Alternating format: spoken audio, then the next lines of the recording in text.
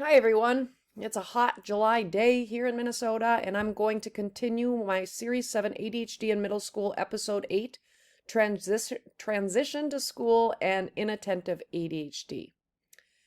First of all, I am going to go over the symptoms of the inattentive type, and I will say this. All middle school children, and I would even say ninth graders, if you're going from 5th to 6th and 8th to ninth, and even college freshmen, because you're facing something new with a lot of distractions, perhaps some anxiousness, you're figuring out and learning a new setting, a system, it's going to look like some of these symptoms. So I think at least for the first 4 months of those grades specifically, 6th grade, ninth grade, and maybe college freshmen, you're going to see more of this because it's human to experience these symptoms when you're doing something new. The way I teach children at school, a lot of times in middle school, I look at this and I think I see a lot of my students. Most of them have these symptoms and they don't have ADHD. So let's go through them.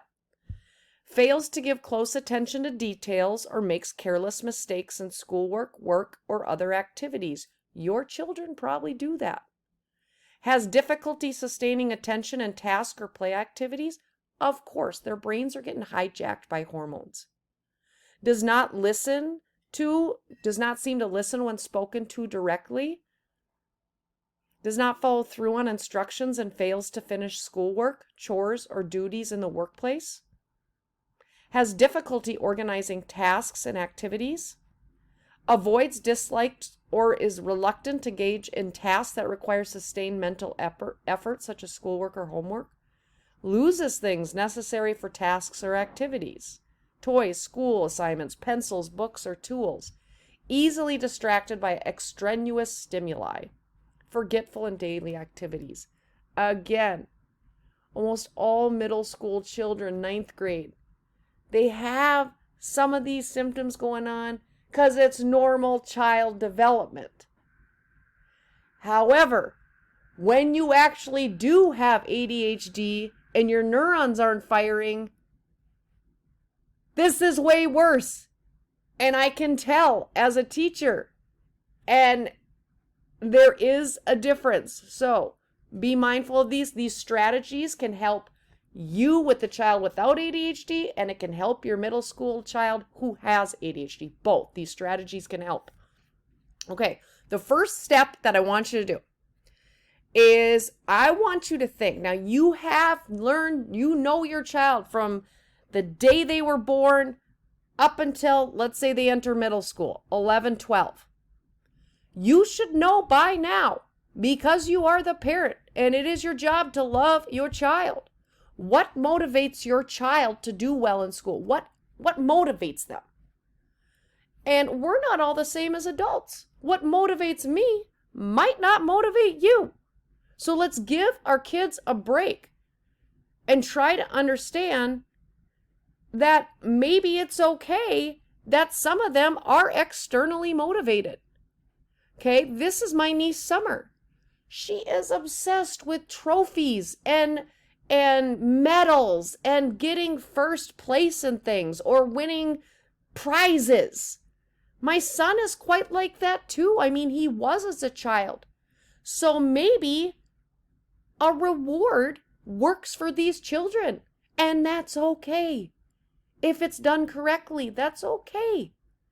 To offer them a tangible item if they do well. Now, my daughter JC is internally motivated.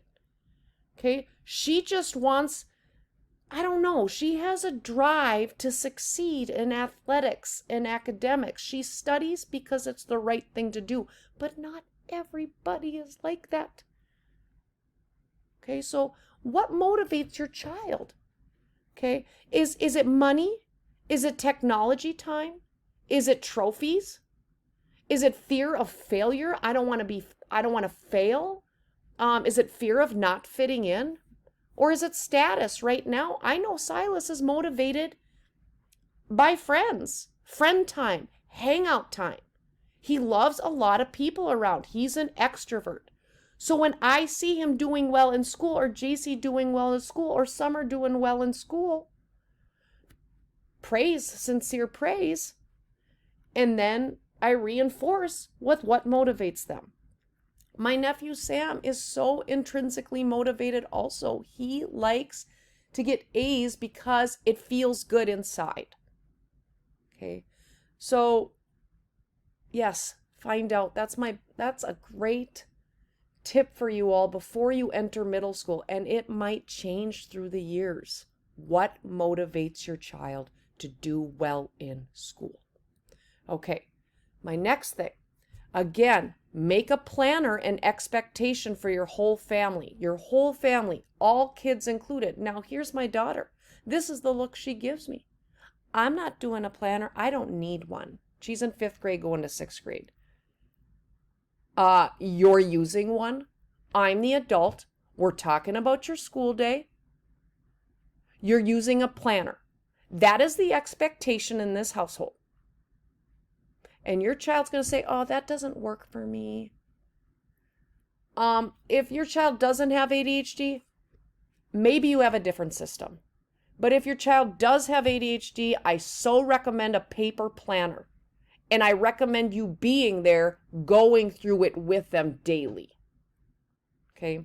Before they go to school in August, this goes for all children, make sure they know their schedule. Okay, they're going to lose a lot of things.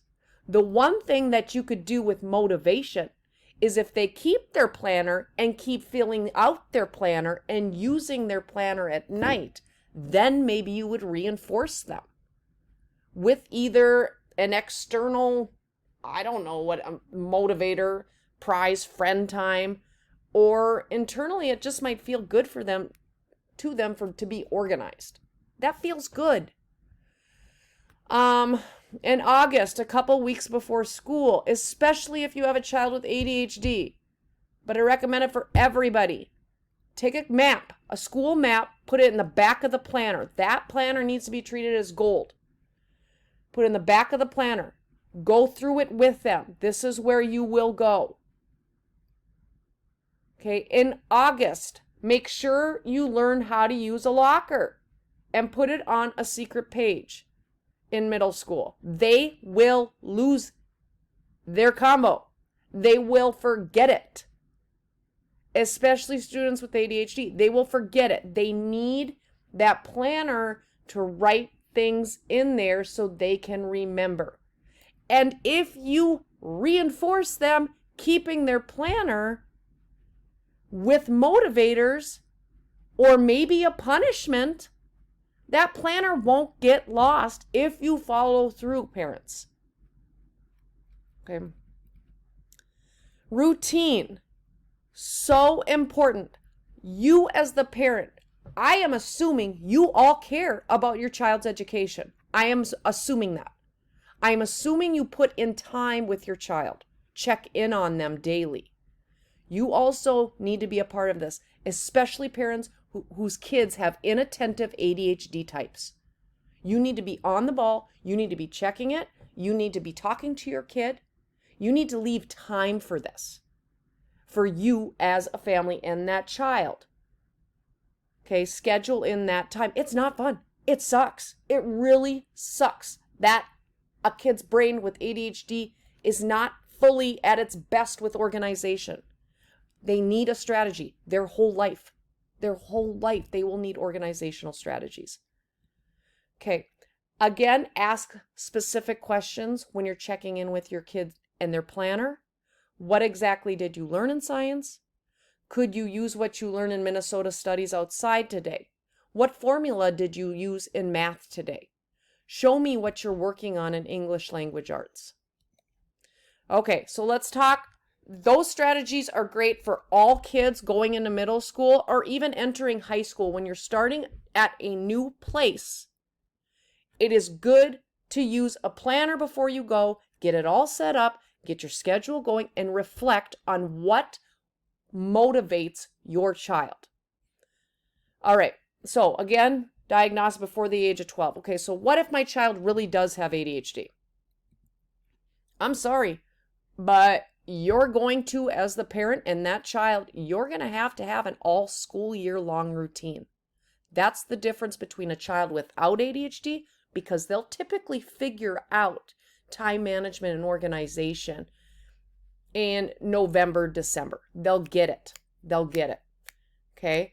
With a child with ADHD, like I said, they're going to be an adult with ADHD. They need a system, a time management organization system.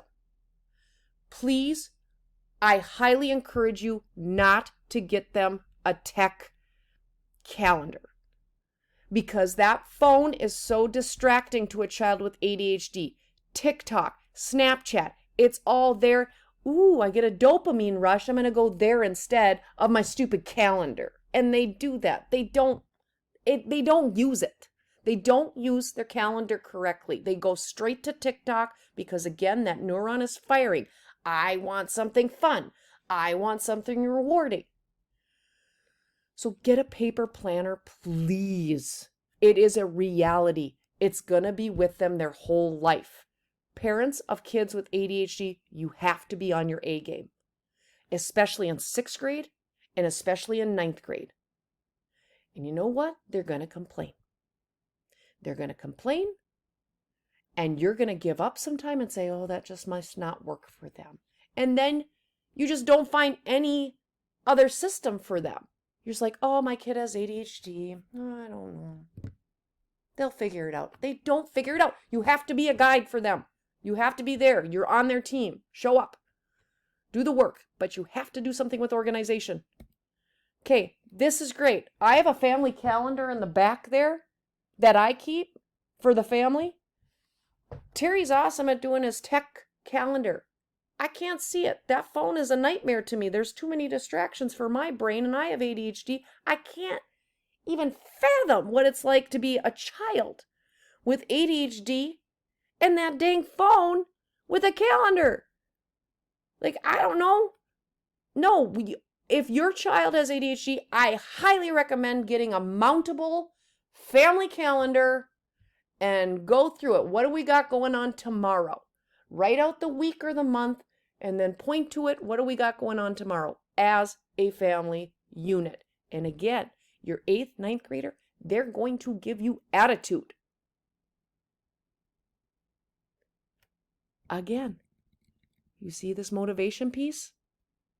That's where you take control, because you know and you love them and you want them to do their best. You know them, but you're also the adult, and they may need some type of motivator, because again, that child's brain wants that reward system. It's not being fed the correct way in a brain with ADHD.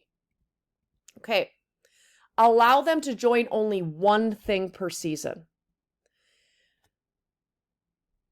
A kid with inattentive or even hyperactive ADHD, they'll say yes to joining things. Yes, I want to do that. That sounds exciting. Oh, yes, I want to be in basketball, in art club, and maybe I'll get into student government, and then I'll try a babysitting class, and then I'm going to do it all because it's exciting at first.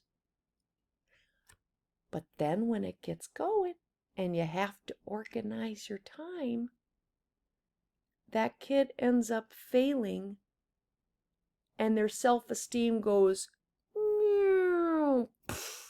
because they messed up again, or they didn't make practice, or they forgot something, and they're just like, they're not doing a good job in anything because they can't keep up. So in middle school, only do one thing per season if your child has ADHD. Maybe 2, 1 or 2. Do not let them say yes to everything, because their brains cannot do the organization well, okay, without supports. All right, that's my tips for you all. Subscribe, share. I'll see you again with more Inattentive ADHD. Bye.